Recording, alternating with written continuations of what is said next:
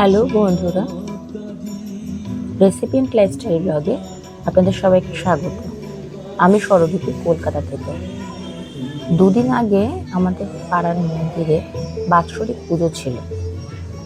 আমি সেই পুজোতে অংশগ্রহণ করেছিলাম, সেই ভিডিওই নিয়ে চলে এসেছি আপনাদের সামনে। মায়ের পুজো দেখাতে দেখাতে কিছু কথা আপনাদের সঙ্গে শেয়ার করে নেব।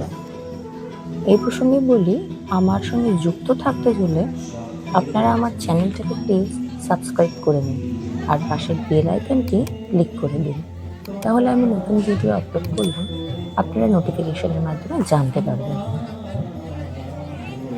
ঠাকুরের পুজো দিতে গেলে আমরা নর্মালি স্নান করে শুদ্ধ বসন করে পুজো দিই, কিন্তু পুজোর অঞ্জলি দিতে হলে আমাদের কিন্তু উপোস করতে হয়।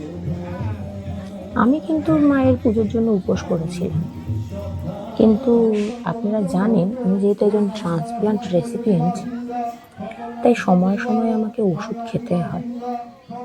আর একেবারে খালি পেটে ওষুধ খাওয়াটা আমাদের কিন্তু স্বাস্থ্যের জন্য একেবারেই ঠিক না। তাই আমি ট্রান্সপ্লান্টের পর পুজোর জন্য নির্জলা উপোস করি না। সাধারণত উপোসের দিন আমি ফল মিষ্টি খেয়ে থাকি।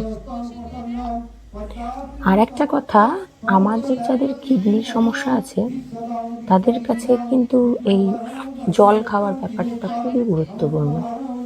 সিকেডি পেশেন্টদের তো জল খাওয়ার পরিমাণটা সামান্যই থাকে, সেটা যার যেমন স্টেজ থাকে ডাক্তাররা তাদের সারাদিনের জলের পরিমাণ বলে দেন। যেমন কেউ 500 ml, কেউ 700 ml, কিংবা কেউ 1 লিটার জল খেতে পারে, যেমন ডাক্তাররা যাদের বলেন যেমন। কিন্তু আমাদের কিডনি পেশেন্টদের কিডনি ট্রান্সপ্লান্ট হয়ে যাওয়ার পরে আমাদের কিন্তু জীবনযাত্রা প্রায় নর্মালের মতনই চলে। তো সেই সময় কিন্তু ডাক্তাররা আমাদের সারাদিনে 3 থেকে 4 লিটার মতন জল খেতেই বলে। 13 বছর হয়ে গেছে আমার ট্রান্সপ্লান্টের, এখন আমি ওই 4 লিটারের মতনই জল খাই। তো পুজোর জন্য কিন্তু উপোস করলেও আমি পরিমাণ মতনই জল খেয়েছিলাম সেদিন।